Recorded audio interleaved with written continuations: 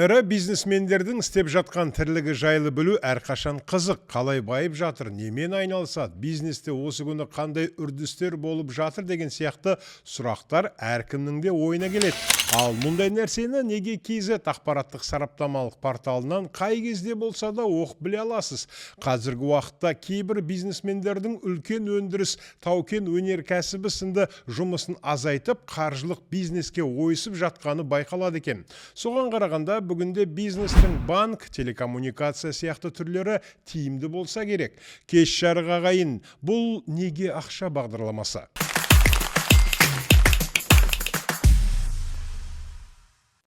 Порталда жарияланған Құлыбаев бастаған тренд Болат Өтемұратов шикізат бизнесінен неге кетті деген мақаладан жалпы бизнестің бет алысын көргендей боламыз. Онда былай делінеді. Банктерге ие болып отырған ескі Қазақстан олигархтары жайлап, кен, шикізат сынды бизнестен шыға бастады. Тимур Құлыбаев мұнайгаз нарығынан кетіп, толығымен халық банк тобымен айналыса бастаса, тағы бір олигарх Болат Өтемұратов алтын бизнесінен кетіп, өз назарын қаржы мен телекоммуникация саласына аударды. Осылайша көп профильді бизнес дәуірі бітіп, монопрофильді тренд қалыптаса бастаған.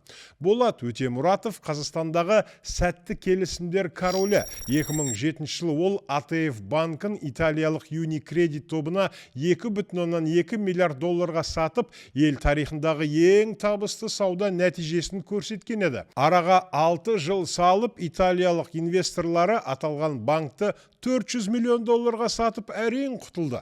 Енді Өтемұратов үлестің басым бөлігі өзінің отбасына тиесілі алтын өндіретін RG Gold өндірістік алпауытын Қытайдың Zijin Mining Group тобына сату келісімін жапты. Қазақстан тарапы сату сомасы туралы тіс жармаса да, Қытай жақтан жеткен ақпарат бойынша алтын өндірісінің негізгі кешені Райгородок 1,2 миллиард долларға сатылған.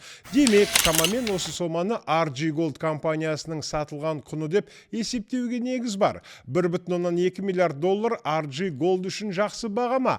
Бұл қазіргі курспен 650 миллиард теңге. Сатушы жақ, яғни Болат Өтемұратов үшін бұл өте жақсы баға. Өйткені 2023 жылдың қаржылық есептілігі бекіткеннен кейін акционерлер компаниядан 97,5 миллиард теңге дивиденд шығарып алған болатын. Ол дивидендтен 14,6 миллиард теңге салық төленгеннен кейін қалған 82,5 миллиард теңгесін өзара бөліп алды. Болат Өтемұратов RG Gold кәсіпорынның 65% акциясына иелік етті. Компанияның қалған 35% үлесі Research Capital Funds ақштың инвестициялық тобының қолында болды. Былтыр төленген дивидендтен 53,6 миллиард теңгені Өтемұратовтың алғаны анық, ал 2024 жылдың қорытындысы бойынша дивиденд төленетіні туралы ақпарат жарияланбады. Сонда RG Gold 2024 жылдың нәтижесінде тіркелген 107 миллиард теңге капиталымен сатылып отырғаны анық. Капиталдың 103 миллиард теңгесін үлестірілмеген кіріс құрайды. Жыл басында RG Gold жауапкершілігі шектеулі серіктестігінде 153 миллиард теңге актив, 43 миллиард теңгелік міндеттеме болған. Компанияда айтарлықтай қаржы жоқ. Мұндай кәсіпорынды 650 миллиард теңгеге сату Өтемұратов үшін өте сәтті мәміле деп отырғанымызда сондықтан. 65% үлесімен есептесек, Болат Өтемұратовтың отбасына осы келісімнен 422 миллиард теңге немесе 780 миллион доллар түсті. Болат Өтемұратов алтын өндірісінің қызығын барынша көрді. Оның Верный капитал инвестициялық тобы Райгородок алтын кенішіне 2014 жылдан бастап иелік ете бастаған еді.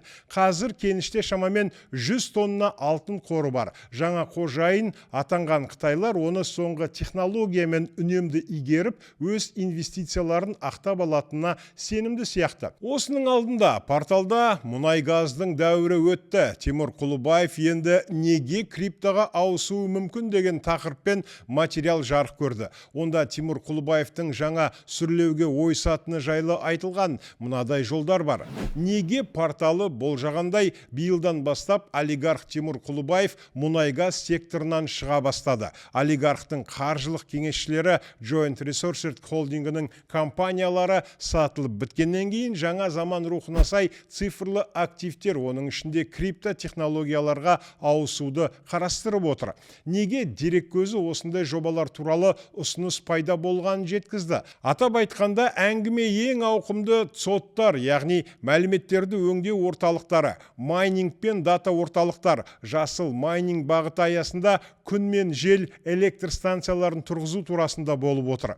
Бір сөзбен әспеттесек, болашақта Тимур Құлыбаев экологиялық жел мен күн энергиясынан келген электр тоғын криптовалюталары майнингіне бағыттауы мүмкін.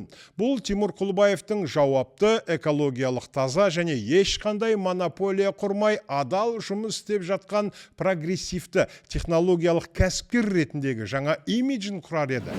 Мұнай газ, жанар жағармайлық бизнестен шығу барысында олигарх жақын арада Қазақойл станциялары желісіндегі өз үлесін сақтап қалу не сату бойынша бір шешім қабылдайтынын болжап отырмыз. Тимур Асқарұлының өзіне ұсынылған жасыл майнинг бағытына инвестор болу туралы ұзақ ойланатыны анық.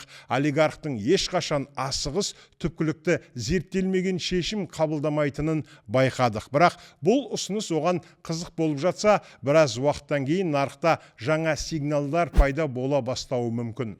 Арнайы сіздер үшін неге ақша бағдарламасы? Құрметті көрермен, YouTube арнамызға жазылып, осы мәселе жайлы пікір қалдыра отырыңыздар.